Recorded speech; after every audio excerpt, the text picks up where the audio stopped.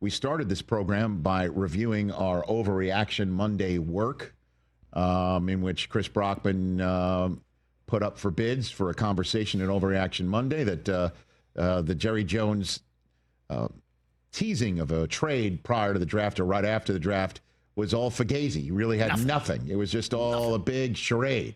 Delicious, seriously.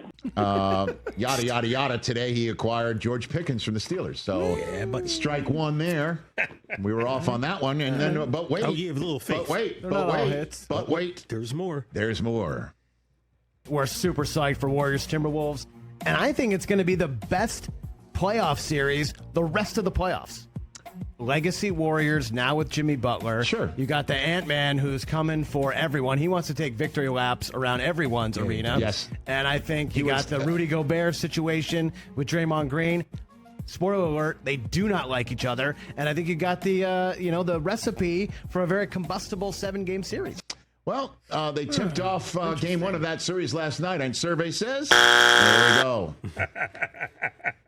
Did the Wolves end up making a 3? Because they were without one forever. The Timberwolves' first three. Interesting, you say that. I have it written down in my University of Michigan alumni notebook.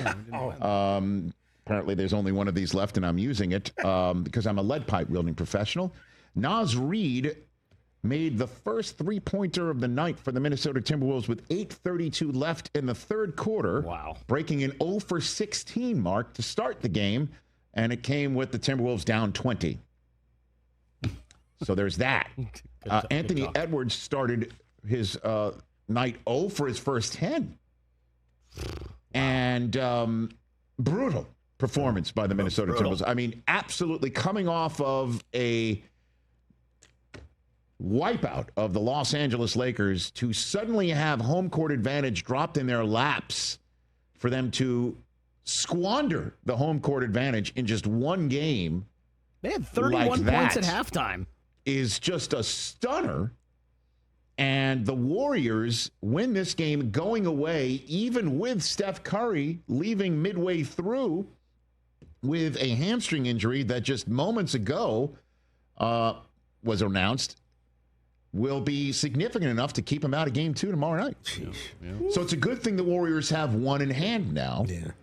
Because it's, if we assume, again, there's a lot of assumption, they go back home. It's a best-of-5 series with 3 games in San Francisco. And we'll see. These hamstrings, as you know, it's not just, Theragun that out and you're back.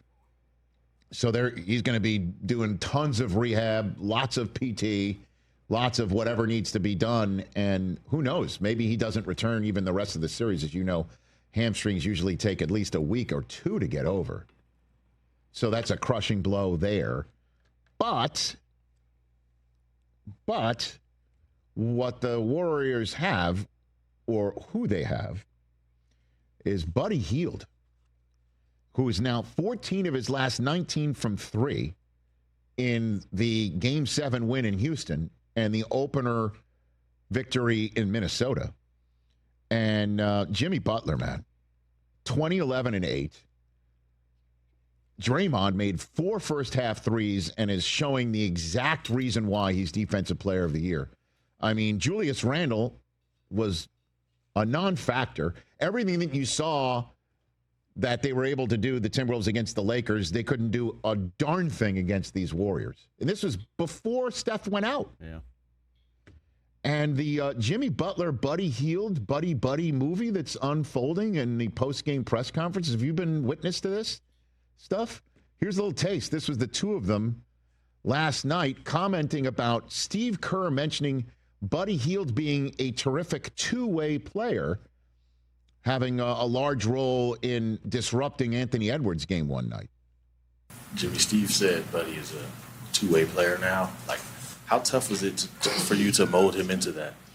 Me mold him? You know what? I do be frying him one-on-one, don't I? You perhaps. Yeah. He had his moments. I ain't gonna lie. Butter has been stepping up big time on the defensive side of the ball, for sure, to start out the games.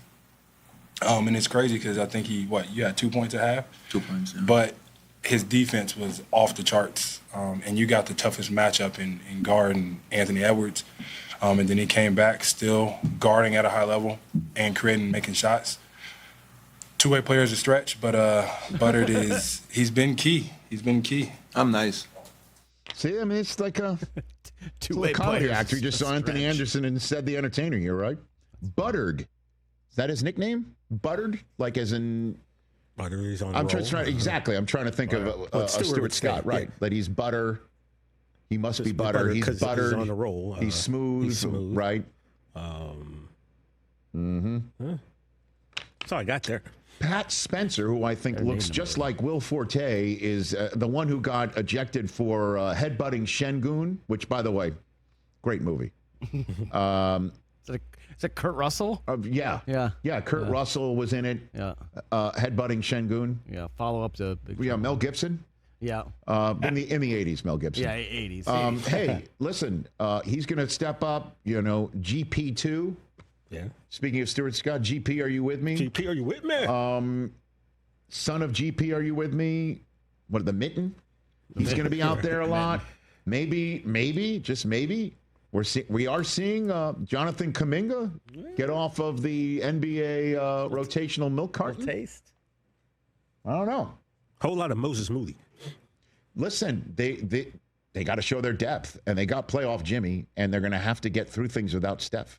Catch the Rich Eisen Show live weekdays from 12 to 3 p.m. Eastern on Roku Sports Channel in the U.S.